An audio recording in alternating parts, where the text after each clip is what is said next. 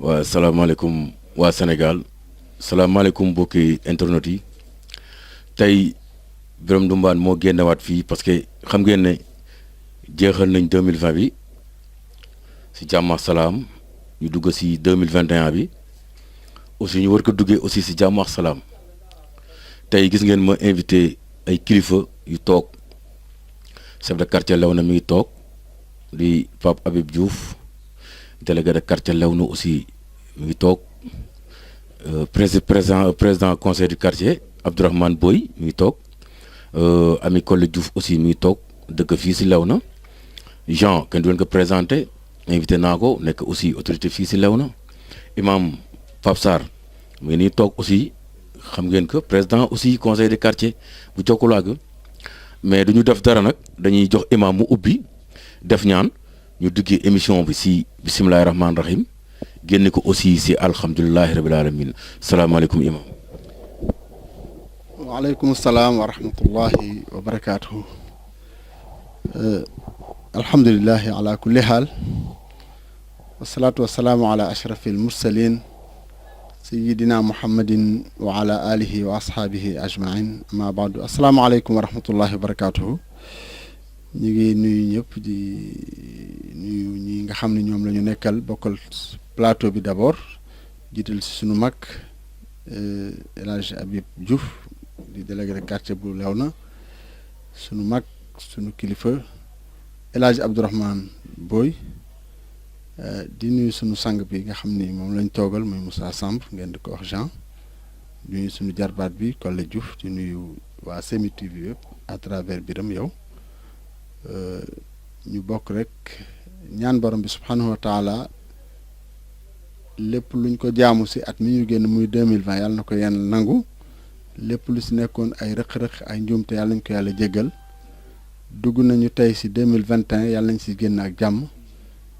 lim fi fekk mu di ay mbas ak ay feebar ak ay ñàkk ak ay yoo xam ni yu ñu tàmmul a gis la yàlla na ko fi yàlla jële définitivement. naaudu billahi samil alim min alsheytaan irajim bismillahi arrahmani irrahim alhamdulilahi rabbil alamin arrahmani irrahimi maliki yawmi ddini iyaka nacbudu wa iyaka nastain ihdina sirata almustaqima sirata alladina anamta alayhim gayri almaghdubi alayhim wala ddalin amin allahuma salli ala muhammadin wa ala ali muhammad kama sallayta ala ibrahima wa ala ali ibrahima innaka hamidun majid allahuma barik ala muhammadin wa ala ali muhammad kama barakta ala ibrahima wa ala ali ibrahima innaka hamidun majid allahuma la sahla illa ma jacaltahu sahlan wa anta tajcalu hazna ida sirta sahla allahuma rabbana taqabal minna innaka anta samiu alim wa tub alayna ya mawlana innaka anta tawwabu rahim allahuma rabbana atina min ladunka rahmatan wa hayyi lana min amrina rashada wa hayyi lana min amrina rashada wa hayyi lana min amrina rashada subhanaka allahuma wa bihamdika nashhadu an la ilaha illa anta nastaghfiruka wa natubu ilayk wa axiru daawaana an alhamdulilahi rabbil alamin. waaw kooku mooy imam Sarr ngeen dégg ñaan yi mu ñaan yàlla nañ ko bokk ñun ñëpp jullit Sénégal ak yéen ñi ñuy seetaan ñëpp yàlla nañ ko bokk am nag ku ne suñu droite di Moussa Samb aussi ñu jox ko mu nuyoo. asalaamaaleykum wa rahmatullahi taala wa barakatuhu. mbokki jullit yi ñun ñu ngi nuyu ñëpp di ziar ñëpp di nuyu kilifa yi fi toog yëpp comme ni ko imam Sarr waxe di nuyu le président Abdourahmane Boy mi président conseil de quartier Léona Valda ak suñu délégué Abdoulaye Diouf di nuyu aussi suñu rakk suñu jarbaat Ami Collé Diouf mu nekk aussi tamit jigéen di référence ci koñ bi bokk ci ay mouvement nag yu bari lu ci mel ni ay bay sawaar ak ñeneen donc di wax ne daal ñu ngi dalal Birame di nuyu aussi waa Sami TV à travers aussi tamit Mame Birame di la wax ne daal vraiment Léona Valda ak Jokkulaag yëpp daal ñu ngi lay recevoir di la dalal fii ci kër président Habiboulaye Diouf. incha allah rabbi waaw kooku mooy Moussa Samb yéen ñi ñuy seetaan xanaa ñu jox micro bi rek délégué quartier Léona di El Hadj Habib Diouf moom aussi mu nuyoo ñu ko doog a dugg si émission bi. ñu ngi leen di gërëm. ndaxte masuma fekk année boo xamante ne jot nañu fi dugg ci émission fekk mu fi tamit fu ñu kiiwee c'est ma première fois mu présenté wu ci kii yàlla na yàlla def yëpp muy xéewal lépp luñ fi du wax ak luñ fi yaakaar yàlla na ko yàlla ful yàlla na ko yàlla barkeel maa ngi leen di fay ñu ngi leen di gërëm di leen ñaanal tamit seen télé bi jëm ca kaw a kaw a kaw a kaw lépp loo xamante ne droit des citoyens mu di information yàlla na ngeen ko gën a man gën koo saytu gën ko yóbbu fa nga xamante ne fa la ñu ko yaakaar ndaxte c'est un droit des citoyens l'information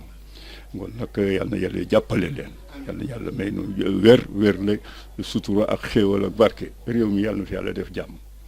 li nga xamante moom imaam lu wax tamit feebar beeg ñàkk geeg yooyu yëpp yàlla mën na ko dàq yàlla na ko yàlla dàq incha allah ci barke rasul. asalaamaaleykum mbooloo mi teew fii ñu ngi leen di nuyu kenn ku nekk ci turam ak santam di nuyu aussi ñëpp ñoo xam ne ñu ngi ñuy suivre à travers le Sénégal et peut-être à travers le monde di gërëm ñi xam ne ñoo fi teew ñëpp. di ko commencé suñu kilifa El Hadji Abibolaye Diouf bi xam ne moom mooy chef de quartier di ci teg El Hadji Pape Sarr bi xam ne moom mooy président conseil de quartier bu Jokkuluwag man ma nekk donc président conseil de quartier Léona Valda di rafetlu aussi collaboration bi xam ne moo existé toujours def na entre Jokkuluwag ak Léona Valda di ñaan yàlla ci at mu bees mi ñu dugg yal na yàlla gën a dëgëral coopération boobu tolof yi ñu amoon ci 2020 yàlla moo ñu ko tegoon yal na yàlla suñ borom teggi ko ba atu 2021 bi nekk at moo xam ne atu référence la par rapport ak 2020 loolu laa moon lu may wax pour le moment maa ngi leen di gërëm di leen. waaw kon duñu def dara yéen ñu ñuy seetaan à travers le monde maa ngi leen di nuyu yéen waa Espagne Italie Angleterre yéen ñëpp maa ngi di seetaan xanaa ñu dugg ci émission bi rek ma commencé ci imam Pape Sarr nekk président conseil de quartier bu Jokkuluwag imam 2021 bi 2020 bi ñu génn nii mu am yu bari fi xew d'accord ndogalu yàlla la waaye aussi nee nañ ci ñi ngi naan ci nit ñi la ñii ñu ngi naan ci gouvernement bi la yaakaar naa am na lu bari loo xam ne téye nga ko ci tey bu ma doon wax 2020 bi li nga xamante ne nii mooy li la gën a touché te tey président mu ngi jàkkaarloo ñun peut-être di ñu seetaan autorité Tëngéej yi ñu ngi jàkkaarloo ñun du ñu seetaan tey bu ñu doon defaraat tey Tëngéej wala tey ñuy defaraat tey Sénégal sax laay wax tey lan ngay wax ci 2020 bi loo xamante ni touché na la trop loo xamante ni daal war nañ ci tegaat suñu loxo tegaat suñu baaraam xool ba xam ñun lan moo ñu baare lan moo xew. alhamdulillahi rabbil alamin alladi bi nicmatihi tatimu salihat ñu dellu di wax ñëpp asalaamaaleykum wa rahmatullahi wa barakatuh tàmbalee nag suñuy kàddu sant borom bi subhanahu wa taala ndax olof dani bala nga ni naam ne fa alquran ni wa in tauddu nicmatallahi la tuxsuha bu ngeen doon jéem a wàññi xéewal yi leen yàlla defal du ngeen ko mën a matal kon dañuy tàmbalee sant yàlla mi ñu fi bàyyi te jël sunu moroom yu bari képp ku doon ñaan par rapport ak mbas mi parce que bokk na ci li gën a feeñ képp ku doon ñaan par rapport ak mbas mi dina bokk ci li ngay ñaan mooy yàlla nañu bokk ci ñu koy nettali alhamdulilah ñun ñi fi teew bokk nañu ci ñuy nettali 2020 yàlla na yàlla boole ñu ci ñuy nettali 2022 ak 2025 laaj bi nga laaj nag dafa englobé ñetti aspect bis jëkk mooy bilan ndax boo defee benn activité walla benn époque boo ci bëggee jariñu da ngay def bilan bi jàngat bi boo defee bilan def ay proposition pour perspective maanaam fan lañu jëm 2020 fan nañu fekkoon daf ñoo fekkoon ñun ñu am au niveau local laay wax fi ñu nekk nii leew na jokkul wàgg ay ambition vis-à-vis de notre état ñu am juróom-ñetti tomb yoo xam ni sàkk woon nañ ci état mu jàppale ñu ci léegi bu ñu bëggee tënk kàddu gi dañuy xool juróom-ñetti tomb yooyu fu ñu ci toll. léegi juróom-ñett yi ban ak ban la. voilà bi ci jëkk mooy paradoxe bi nga xam ni moo am fii ci Tëngéej nga xam ne am nañ plus de 20 kilomètres d'assainissement de réseau d'assainissement de l'ONAS mais yëpp fii lay teer ci Jokkul moom une grande partie ci Jokkul boo xam ni branché wuñ leen ci maanaam ki nga xam ni mi ngi Colobane wala mi ngi HLM Ndefane bu fóotee ba pare day ubbi regardam rek sotti ndox mi mu jumbal ci Jokkul wàgg wala Jokkul kaw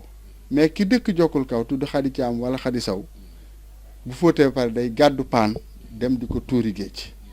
ñu ne loolu lu jaaduwul la ñu ñaanoon état mu jël ko en compte alhamdulilah sunu maire yàlla na fi yàgg te wér Alioune Mar seetaan nañ ko ci télé bi ak le directeur de l'ONAS engagé wu devant la nation comme quoi dinañu jël aspect boobu en compte puisque ñun loolu lu ñu yitteel la bon du ñàkk fan yi dinañ ñu déggaat ñu waxaat ci ndax travaux yi taxaw na ñun ba léegi fa ñu toll woon fa la ñu tolloon di donc ñuy ñaan état loolu aussi au passage mu jàpp ci ba Jokkul soit assaini xam ngeen digue de protection bi lu ñu yitteel la Jokkul kaw la yem ñaareelu tomb bi bokkoon na ci li ñu demandé woon à l'état du Sénégal mooy ñu prolonger ko ba Jokkul wàgg parce que bu Jokkul kaw aaroo armeel yi aaroo te Jokkul njaayeen aaruwul Jokkul kaw aaroogul bu Jokkul njaayeen aaroo te njuureen aaruwul Jokkul aaroogul donc loolu dañ koy prolonger ba ci fi nga xam ne mooy Jokkul wàgg ñetteelu tomb bi te mu ñor ñu lool mooy fi mu nekk ñi ngi waaj a débuter ay travaux pour couvrir le canal pour ne pas dire fermer puisque terme yi dañ koy jëfandu maanaam muur canal bi wut ay dalles de béton tef ci ñu ne loolu aussi nañ ñu laaj ñun ñu dëkk ci dëkk bi ndax canal bi ni mu mel déjà li ko taxoon a jóg la ñuy laaj pour rappel canal bi ci li jiitu ci dëkk bi ci la bokk maanaam li ñuy wax ci tubaab ouvrage d'art yi jiitu ci Sénégal ci la bokk ça a été construit entre 1888 et 1919 par le colon mi ngi ko tuddee woon le canal de Sangalkam parce que lii dex la woon dex la rek bu mu réhabilité defar ko ndax lan moo ko taxoon a jóg ndoxu taw uniquement évacuation des eaux de pluie bon léegi canal boobu toog ba am lu ëpp téeméeri at li ñuy ñaan ñun population moo ñu réhabilité ko parce que buy li ko tax a jóg mooy ndoxu taw te ba léegi malgré manque d'entretien absence totale d'entretien bu mu am terewul mi ngi jouer son rôle li tax ma ni nag canal amatu fi ab rigole la fi am ndax canal engin à chenille yu waru faa dugg un canal qui reçoit des engins à chenille n'est plus un canal moo tax luñ nu mën a taqal ak luñ nu mën a wax ñun xam nañu njariñam bu Tëngéej inondé wul surtout suñu zone bi bu fii ñu toog nii bu fi ndox mi ñëwulee ba yéeg comme ni ko yeneen quartier yi def canal bi moo tax. maanaam sa xalaat yow ñu tëj canal bi wala ñu bañ ko tëj lan moo la gënal. dus di man waaye man. buñ xam nga fi nga dëkk. waaw man tey da ngay wax sa xalaat. waaw ñeneen wax xalaatam yow lan mooy sa xalaat ci loolu. dama ni la bu doon intérêt individuel personnel rek la. man ñu tëj ko moom mu gën a arrangé ndax sur le plan commercial sama kër yëpp dama koy commercialiser. waaye bu ñuy xool intérêt général. pour sauver kër El Hadj Habib Diouf bii. sauver Léona sauver Gendal. sauver Ngeesu. bañ koo tëj moo gën canal bi di def lam daan def depuis colon yi ba léegi donc foofu aussi ñu ngi demander état de ne pas ñun def nañ si. mais yow en tant que tey représentant man naa xam ne bu Jokkul. moom laa lay wax est-ce que dem nga dox ak autorités yi. pour waxtaan ci ak ñoom. moo tax ma lay wax un bilan. ñun dañoo demander à l'état ci 2020 bi. dañoo def benn pétition. adressé ko à toutes les autorités dont le président de la République. à toutes les autorités concernées par rapport à ces 8 points loolu 12 quartiers yi nekk fii yëpp signé nañ ko pétition boobu muy Jokkul et quartiers environnants à travers un mouvement bu ñu tuddee collectif pour la défense des intérêts de Jokkul et quartiers environnants ñoo signé pétition boobu mu dem am nañ ci ay réponses ministère de l'environnement répondre nañu par rapport à au prolongement de la digue de protection nee nañu problème global la nu ñu koy waxati dinañ ko jël en compte mais foofu lañ tolloon di ba léegi nii yëkkate guñ fa une seule pierre loolu tax ñu koy souligner waat damay def bu gaaw rek pour tudd yi nga xam ni moo nekkoon les 8 points yi ñu doon demander à l'État en 2020 ak fu ñu si toll en ce début de l'année 2021 puisque bëgguma monopoliser la parole moo tax ma siy jaar rek bu gaaw voilà donc canal bi liñ siy demander en un mot mooy buñ ñu ko tëwel mais nañ ko réhabiliter ne ko tubaab bi defoon avec ses lumières avec ses corniche maanaam dañoo tegoon ay tali yu fii moo nekkoon bu mag ñu jëlee kàddu dañ la wax yéen ñi fekkewul démb fii moo nekkoon taaru Tëngéej sunu tali bii jaar corniche dafa amoon tali bu yaatu amoon territoire am ay lamp yu taxaw am canal bi nga xam da nga ciy napp jën bu guddee bu ñun si lañ jànge feey loolu lañ bëgg ñu réhabiliter ko te 5 milliards yi ñu nar a def si canal bi pour tëj ko buñ ko tëjee dinañ defaat 10 milliards pour toj ko inchallah buñ ko tëjee loolu la ñuy wax état te li ñuy wax c'est facile à défendre quelqu'un qui est incapable d'enlever du sable sur une route nationale ne serait pas capable d'enlever du sable dans un canal fermé ay milliers et des milliers de tonnes de mètres cubes lañ fiy génne du sable parce que géej gi ay pierre de Rufisque ay pierre de plus de 100 kilos lay dugal géej gi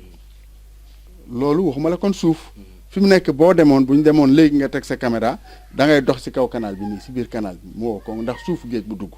et c'est des millions de tonnes de sable loolu mënuñu ko wax naa ko technicien yi nee naa du pompage moo koy régler këri suuf lan moo tax ñu am problème tey ren ñu inondé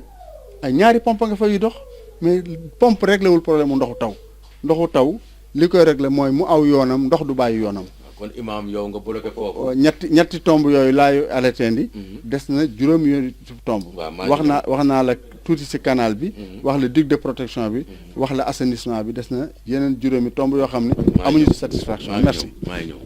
waaw ko ngeen dëgg mooy président conseil de quartier bu Jokkulaag moom moo doon jox avis noonu si bilan 2020 bi si wàllu assainissement Moussa Samb mi nga xamante ne nii mooy Jean fi la juddoo fi la yaroo aussi li imam wax am na lu bari loo xamante ne ni fekke na ko te mën na si tam leeral lu bari kon tey Jean dégg nga li imam wax yow nga dëkk fii si quartier bi juddoo fii xam canal bi ni mu mel nga leeral yow tam rek autorités yi lay seetaan ba xam aussi yow lan mooy sa kàddu si loolu. waaw asalaamaaleykum waa Samy TV di kontaan aussi tamit ci émission bi wax dëgg yàlla waaye li ñu ci gën a contentement bi ñu ci gën a am mooy ñu di ko def suñu ay kilifa toog li ñuy laaj it am naa yaakaar ne suñu kilifa gi toog muy Abiboulaye Diouf toogal na fi Jokkul gépp nag ndax mooy kilifa Jokkulaag tey mooy kilifa Léona moo fi fekkoon mag ñi ak maam yi ànd ak ñoom ba maam yi joxoñ ko kon moom mii am naa yaakaar ne li ñuy wax nii tey moom am na ci xam-xam bu bëree bëri bu ma juumul li mu def ci conseil municipal bi ñi ko fi mag def ko fi bëriwul toog ak Abdourahmane Boy muy le président du conseil de quartier de Léona boo xamante yàlla it nattoo naka Léona ba tax na boo xoolee Léona gi ñu dëkk ñoom ñoo topp ci daanaka suñu mag yi ñoom président Abiboulaye Diouf muy ku baax it lépp mu jox ko Léona ba mu jeex takk nekk na fi président ASC pendant presque 10 ans nekk fi trésorier njëkk fi nag nekk fi délégué aussi tamit d'ASC te ba léegi aujourd'hui il est le président du conseil de quartier kon xam naa ne lu may wax it rek damay njàmbaas rek Pape aussi point boobu dañ ci xaw a bokk gis-gis te li mu wax aussi tamit wax fa dëgg yàlla gis-gis boobu la ñu amandoo li ko waral mooy mus naa ko wax Samy TV ndax keroog bi ma délégué bii di yebal Abiboulaye Diouf dama Moussa dama bëgg nga dem réunion commission fële ci mairie Alioune Mar ndax Promoville gars yi tëj canal bi dañu war a ñëw ñu waxtaane ko keroog ba ñu ñëwee fala fekk le président Pape Sarr muy imam mu toog te it dégg na sama intervention position bi mu jël nii tey moom xam na ne moom laa fa jël ndax li ñu for ci wewu bi mooy canal bi yàgg na mag ñi di ñu ci doon waxtaane lu bari di ñu xamal it ne en 1444 la ñu wax ne Denis Diaz bu ma juumul bi mu jaaree aussi tamit Dakar fekk fa Cap-Vert moom moo tudde woon Cap-Vert Capo Verde bi mu ñëwee Tëngéej aussi tamit mu tudde ko Rio Fresco te Rio Fresco aussi tamit bu ñu ko waxee ñu bari daal ci tekki bu ñu jàngul ñun dañuy wax ne c'est la rivière fraîche te am naa yaakaar ne ay professeur laa toogal ak ay enseignants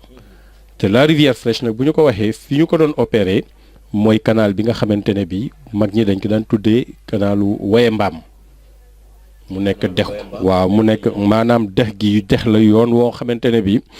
ndox may jógee Kër Njaayloo Mbambilor Kounoune fépp bu trajet bi ñuy jaar ba yegg si fii ci géej yoon bi lay topp ba yegg si géej kon ñoom aussi bu ñu opéré tubaab bi comme moom ni ko Pape waxee peut-être pour ne pas bañ a trompé wu tuuti ci date yi ne bu ñu ñëwee ba def fi canal bi kon xooloon nañu Tëngéej ndax Tëngéej dafa mel ni ndox bi tax a jóg canal bi mooy ndoxu taw bi te Tëngéej ci wet la ñi ëpp njariñ ñu wax ci canal bi tey ñun waa Léona Valda ndax Tëngéej kenn mësu ko dégg ñu ne mbënd am na fi mbënd non nit ñi dañuy wax mbënd rek mais xamuñu mbënd Tëngéej bu ville bi feesoon ba fees del nga dugg fa ren am na dem nañ sur le terrain ñëw fekk ndox mi ba préfecture ndox mi fekk ñu fii yem ñu fii mais dafay am benn temps de rétention boo xamante ne bi bu ko kii jëlee régal yi ba ndox mi commencé daw bu versé ci canal bi yëpp mu ngi tuuru ju géej kon canal bi loolu ko taxoon jóg tey jii bu fekkee dañu ko tëj techniquement nit ñu waxee yëpp ne duñu tëj lépp duñu fermer lépp bon dañuy def lii bàyyi lii def lii ñun liñ ciy inquiété wu mu am ci lu ñuy jaaxal mooy li Pape Sarr wax koo xamante ne kii peut-être canal bi dañ la ko ubbil tu n'es pas capable nga entretenir ko pendant 1 an bu ci Sococim dugalul loxam mu def travaux yooyu ñuy faral di def pré-hivernal futal ñu fële en collaboration ak mairie bi du état du kenn ko ci man dara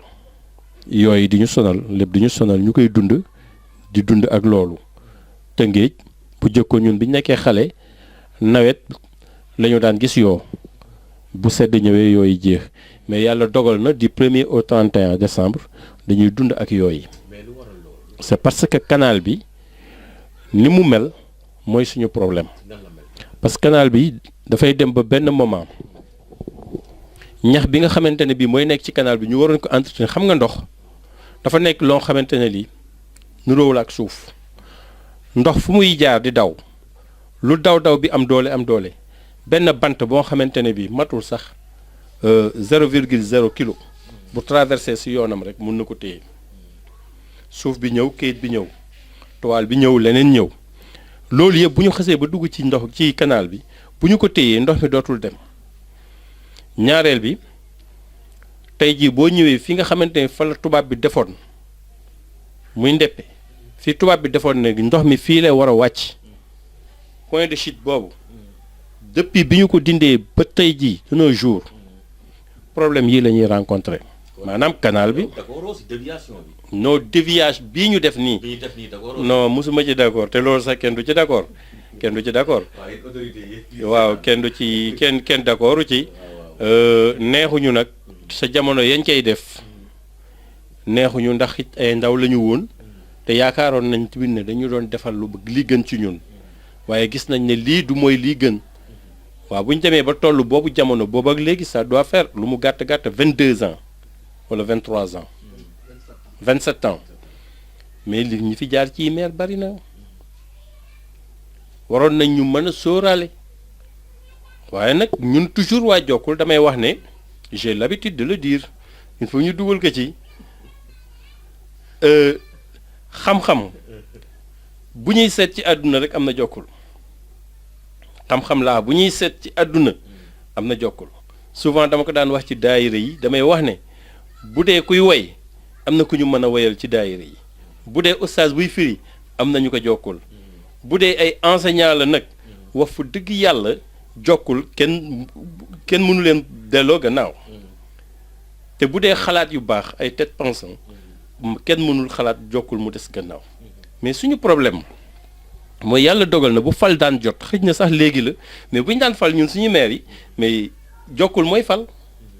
mais li ci métti mooy teraangay politique jooju bu ñëwee ñun ñëpp daan nañ ko faral di wax dañu koy indi ba place su Ablaye Naar ñun ñu sédd ñu xeex bi bàyyi ñu ak suñu canal mu nekk lu ñu naqari boobu ba léegi nag ñu ngi jooy te am nañ yaakaar ne xam naa ne bés dina ñëw suñu tuur jot Jokkul ñun ñu am maire commune ñun ñu am maire bu dem ci ville bi mu am solo lool. waaw loolu moom wax fu dëgg yàlla imam moom da si wax lu bari ñun ñi sangoo nañu fa sangoo nañ ci canal bi jël nañu këmb dem fii ba nu mu tuddati Pomu Valda dellu sawaat ndox miy dugg vague yi daw mu leer nañ wax fa dëgg yàlla te suñu xalaat ñun bu ñu amee lu ñu ciy xalaat ci canal bi mooy la réhabilitation bu canal bi ndax je pense que loolu keroog ba ma koy wax boobu représentant ministre yi ñu ngi toog ci biir salle bi mais njàngat mi ma am ci ñoom mooy état saa bu la envoyé ndawam mooy li muy def na ko ba pare dafay laaj rek pour meubler parce que bi ñuy ñëwee jox nañu le projet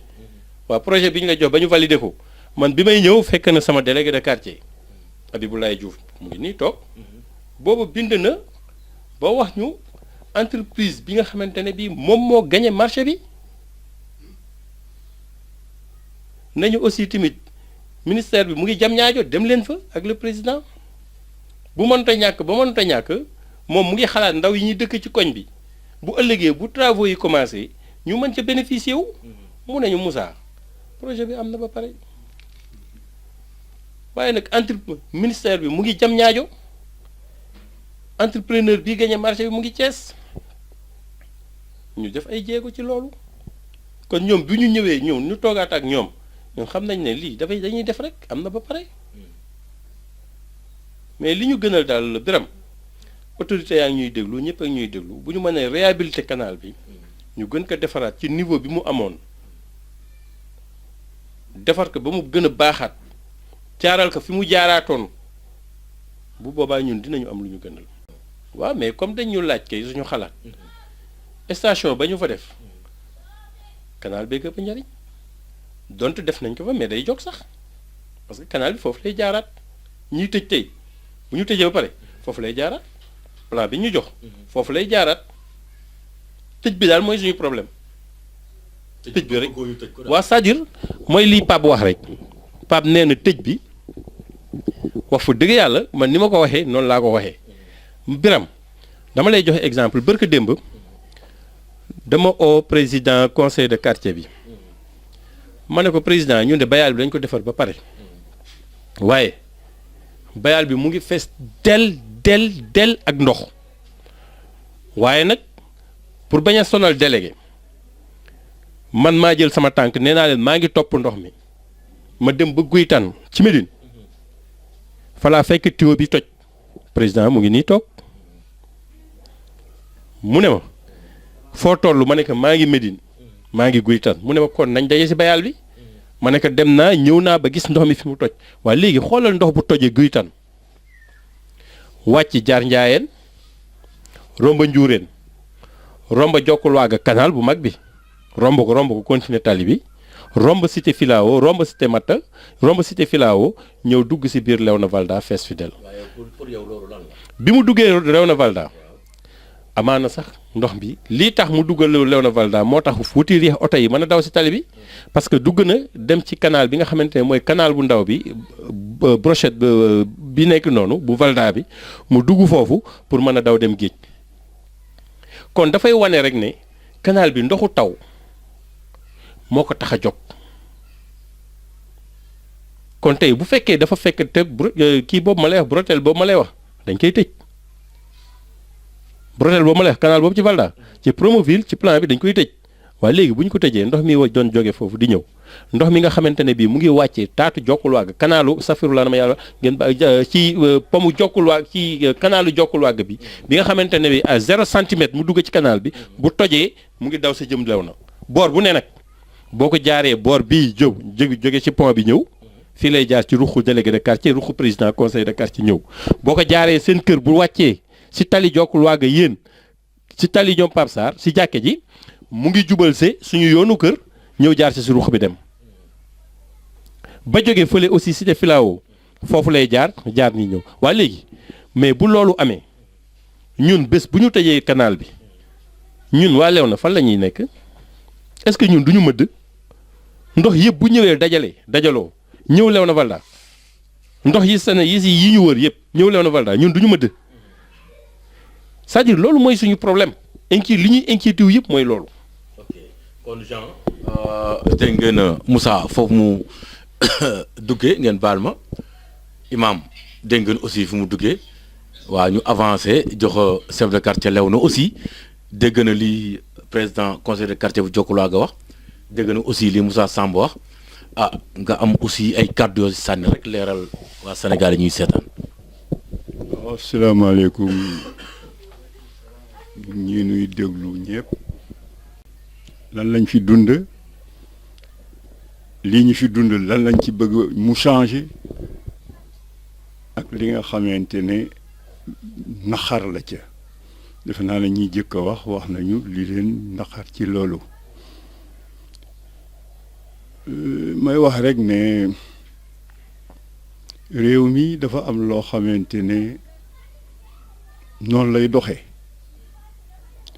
lii muy doxee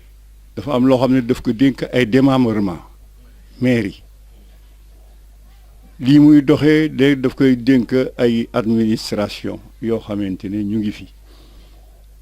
démembrement yi dinañu am loo xam ne moom la ñuy yore am na loo xamante ne gouvernement bi daf ko téyul boppam ci yooyu mu téyul boppam canal bii xamante ne ñi mu jiitu wax nañ ci la bokk Moussa muy tudd léegi ci lii ñu wax ne maa ko yónni woon pour que ministère bi nga xam ne moo yore kii def nañu nàngam maa ko waxoon ne ko na ngeen dem yaag président Mbeng ngeen seeti ji tel ministère mu nga fële parce que de source sûre parce que j'ai beaucoup d'amis yoo xamante ne xam naa ne macha allah jaar nañu ci fu sori kenn ko wóor moo ma wax loolu te mu nekk it ndaxte waxu yéen a ngi wax canal bi rek mais kii gagné kii bi moo gagné route 2 voies yi ñuy romb boulevard Maurice Guèye bi ñuy defaraat kii defar loola ñoom moomi lii tamit donc ça veut dire que ne am na loo xamante ne de amont en aval lii tubaab di woowee fii mu xuure ba fa mu kawee noo xamante ne déjà loolu duñ ci waxaat ak luñ ci mën ta wax tamit dana xaw a tardé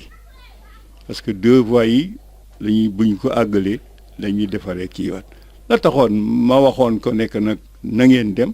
mooy surtout loo xamante ne bu fekkente ne leew na dañ ci am lu mat plus de 300 ou 400 mètres plus de 400 mètres de toute façon entreprise bu fi ñëwit day emoog mu mën a waxtaan ak ñun tamit ci wàllu ay emploi c'est ça loolu rek ñu ci am mu ngi mel ni nit ñi bu ñu amee ay travaux dans des régions un entrepreneur jóge fii dem ci beneen région la mu am cay droit moo di ne dina jël ca ñe ca région ba wala localité ba par force sauf bu fekkente ne compétence la yoo xam ne amu fa loolu taxoon ma waxee woon loolu di wax na rek comme ni nga ko waxee ñu ngi jóge ci at jóge ci beneen at mais c'est toujours le même pays te nous ne sommes pas seuls dans le monde dafa dañu am ñu bokkal àddina bi waaye fi localité yi ñu ne war nañ fi ñaan li nga xamante ne moom la ñëpp di ñaan muy jàmm muy solidarité muy jàppante ci biir loolu gis naa ne ak lu fi mënta ñëw tamit il faut que réew mi ñu am une certaine culture politique foog ñu am tamit une culture du comportement bu fekkente ne dañu bëgg a dem fu sori wala boog dinañ ñu fa ñu séentu woon ñu gis ñu fa la culture du comportement la culture politique moo di ne nga xam la culture politique xam ne am na fu réew mi jaaroon te ngi jit am na fu mu toll woon ci dëpp ba mu doonee ay communes xam ne 1880 1882 après Saint-Louis et Gorée am na fu mag ñi yóbbu woon réew mi fu ñu yóbbu woon tamit dëkk bi am na tamit fu ñu yóbbu woon Tëngéej parce que lii ñuy waxtaanee pour waxtaanee l'indépendance salle de fête gii lañ ko waxtaanee ak yu bëree bëri luy defar réew mi moo tax ma wax ne il faut que ñun Rufisquois yi waxuma jokkul rek ak lew naag yu demee noonu il faut que une certaine une culture politique waxuma politique politicienne de parce que li nga laaj am na solo maa ngi koy wax keroog à la mairie ne j'ai eu la chance de traverser 4 maires yi fi jaar yëpp mais Jacques était son trésorier général pendant 9 ans moo ma jëkk a def 1988 sur une liste des députés ma doon suppléant Mbaye Jacques yàlla na ko yàlla yërëm te ay maga nga fa woon ñii fi wér moom laajuma ko ñaanuma ko moo ma ca bind Tëngéej a toujours eu droit à 2 députés ak 2 suppléants bu nit toogee kooku laaju la nga daal di jël Abiboulaye Diouf man bi ma koy xam le matin à 8 heures ndam si yàlla si Maguette Sarr Birame moo ma ko wax est-ce que tu es au parfum de ma ne ko parfum de quoi mu ne yow la ñu jël suppléant def na ma leneen donc pour te dire que ne maire yi may déglu ñoom ñëpp xam naa leen canal bi am na loo xamante ne mooy seen warugar les travaux d'hivernage là ba mu doonee ba léegi loolu rôlu maire yi la bu tardewul ba dindiw ñu salte yeeg yeneen yeeg yooyu ci ñoom la parce que c'est dans le budget mbedd yi tamit am na yoo xam ne dañ ko classé pour l'État mooy yii jëm nii waaye yii nga xam ne dañuy wàcc nii jëm géej maire yi ñoo ci mu ngi c'est dans leur budget donc du ñu jël lii nga xam ne gouvernement bi daf ko kii ñu koy jiwaatle ak yi nga xamante ne c'est de la responsabilité des maires des démembrements donc pour le canal là c'est le gouvernement ci kiiwu gouvernement bi ndax dinañ ko tëj ndax duñ ko tëj ñun tefes gi ñu nekk nii doonoon naa fa responsable lool su ma liggéey moom ko mayetul ma génn ci demal nañ ba def ma imam bii nga xamante ne dem nañu ba xam ne canal bi mu ngi tracé bi effectivement bi ñu def nii gis nañu ne ndox mi day ñëw directement di frapper ñun Wade bii fi newoon agent Woye fekk nañu fële nañu ne ah doyen yéen a waxoon dëgg de parce que vague yi day ñëw daj directement ci pont bi gis na ni mu daj ko pont bi ci wetu kër Imam Sarr ñu ne ko waa lan mooy seen solution nag mu ne dañu bëgg fekk na nu ngi defar suñu jàkk yoo xamante ne avec les fonds de crémier defar ay magasin defar ay yooyu mu ne ah nu nga woon ci di dale ba ma koy wax ñu ne ko waaw mais mu ne arrêté leen dama bëgg daal dañuy waxtaan fekk booba il y a eu délibération même le géomètre bi doon ñëw di natt pour que ñu jaaralaat ko ci tracé l'ancien tracé bi fi colon bi baara wax na ma ne ma ah doyen seen fii de day fekk ma ne ko il n'est pas question mu ne ma ne ko mu ne ma def nañ ko ci en conseil municipal maa def une délégation Alassane Dialy moo doon ministre de la pêche ma ànd ak gàmmu ñaar ñett wala ñett la ñu xam gàmmu géey mbër ñu dem fekk ko toolam wax ak moom ah monsieur le ministre de la pêche ah tracé bii nga xamante ne fii de ñu délibéré ne dañ fi bëgg fi jaaralaat kii yaa ah ñu day naqari nanu mu ne Abibulaay foo déggee loolu ma ne comme de source sûre parce que le géomètre bi nga xam ne moo fi kii nii suma jarbaat la suma doom la te wax na ma loolu te Wade tamit bii nga xam ne moo doon agent voyer wu Rufisque ville ba mu ñëwee xamal nañu ne fii lay jaaraat pourquoi parce que te boobu ne daf ñu wax ci digg ne yéen mag ñi li ngeen waxoon moo ne parce que tracé bi c'est trop direct ba tax na les grandes vagues dañuy ñëw directement di déborder lii nga xam ne moom ngeen di naxarlu nii fekk na avant loolu ñun defoon nañu une lettre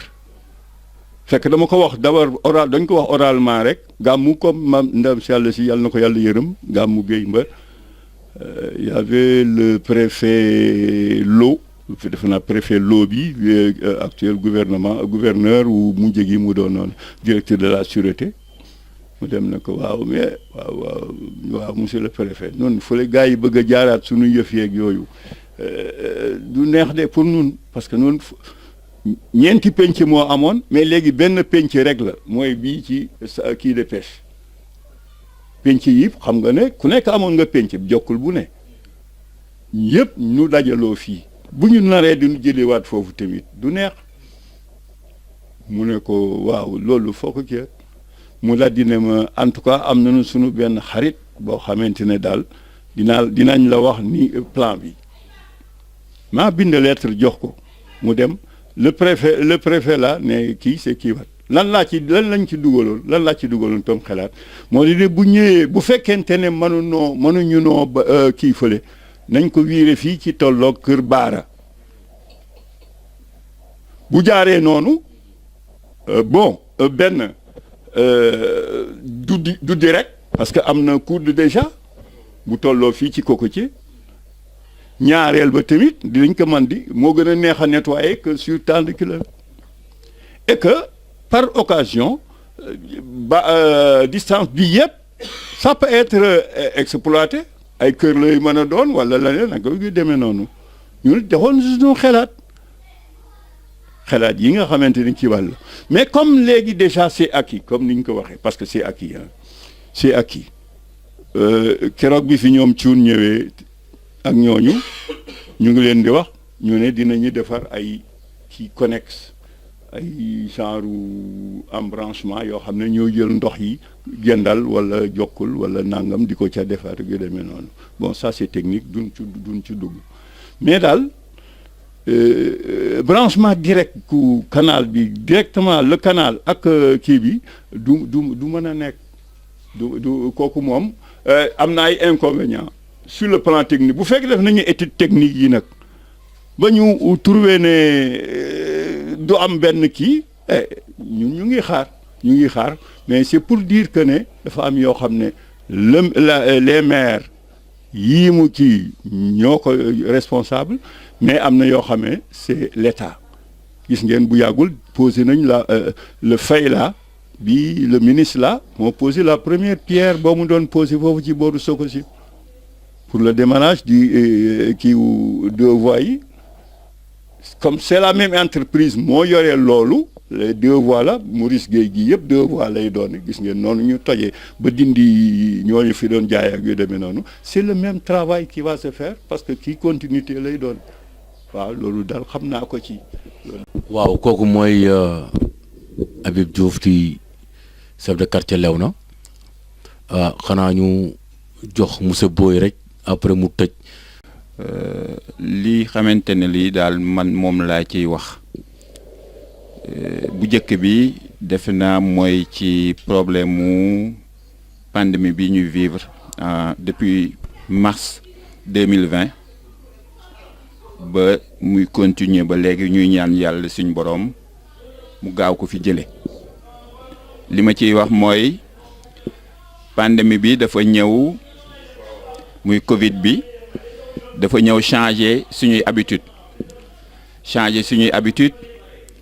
pourquoi parce que ñëpp li ñu xamal Sénégalais mu hospitalité mooy saafonte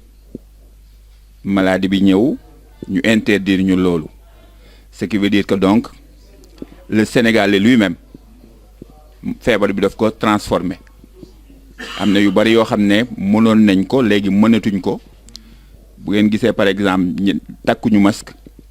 c'est uniquement pour les besoins de l'émission loolu muy benn facteur boo xam ne muy problème mu pandémie bi Covid bi léegi lii xam ne moo jëm ci canal bi comme ni ko suñu kilifa gi wax léegi chef de quartier El Hadji Abibulaye Diouf def naa le problème est acté def naa daal li ñu war a mën a xool mooy yan conditions la ñuy mën a réaliser ba canal bi ndox yi xam ne moo ci daan ñëw mu mën ci ñëw bu fekkente ne dañ koy couvrir ñu couvrir ko parce que ñun canal bi man personnellement gis moo fi benn transformation bu ci am pourquoi parce que ñun biñ gën a nekk jeune nekk au lycée suñu professeur ay tubaab la ñu woon mais parfois dañ daan ñëw classe di ñu wax naa ce canal qui sent si mauvais loolu ñu daan wax plus de 40 ans après plus de 50 ans après canal bi ba léegi noonu la mel kon nag te imam Pape Sarr dina wax ne ñun mooy suñu cadre de vie mooy dina étonner ñu bari mais canal bi am na ñoo xam ne dañ ci daan liggéey parce que canal bi dafa amoon jën ñun ñi dëkk ci booru canal bi xam nañ loolu yooyu yëpp situation bi am léegi tax na loolu mënatul am donc lii xamante ne lii daal man moom laay wax ci problème mu canal boobu mooy bu fekkente ne projet Promoville boobu te niñ ko waxee c'est alléchant dans la mesure où ñu ngi wax couvrir canal bi def ci ay banc def ci ay place publique et cetera bon d'habitude boo déggee loolu da ngay naan ça va c'est très bien mais nag suñu problème mooy fii dafa mel ni genre cuvette pourquoi parce que même bu tawee ndox yi jógee ci ville bi yëpp fii la ñuy jëm kon nag nañu ci jàppale vraiment loolu daal la amoon lu may wax ci ñaari aspects yoo xam ne léegi souligné nañ ko encore une fois di leen gërëm di leen sant. non man personnellement j'ai le projet avec moi projet Promoville mais niñ ko waxee léegi ma ne c'est alléchant moo tax ma yaakaar ne tëj bi mën na am mais buñ ko tëjee tamit il faudrait que ñu utal ko ay ouverture yoo xamante ne sur les côtés boo xam ne ndox yi jóge àll bi bu ñëwee mën ci jaar waaw man noonu laa ko gisee waaw man tëj bi man moo ma gën a waaw parce que ni mu mel nii vraiment parfois ñi dëkk à côté léegi di nga dem ci yenn kër yoo xam ne même pour reer durant hivernage bi pour reer problème lay doon tellement dafa bari ay yow pour man buñ ko tëjoon au moins humidité boobu dina wàññeeku te def naa sur ce plan là daal vraiment moom mooy tane man c'est ce que je pense. waaw yéen ñi ñuy seetaan waa Sénégal yi ñuy seetaan ñu def pause rek ba pare après ñu dem suñu deuxième partie jërë ngeen jëf incha allah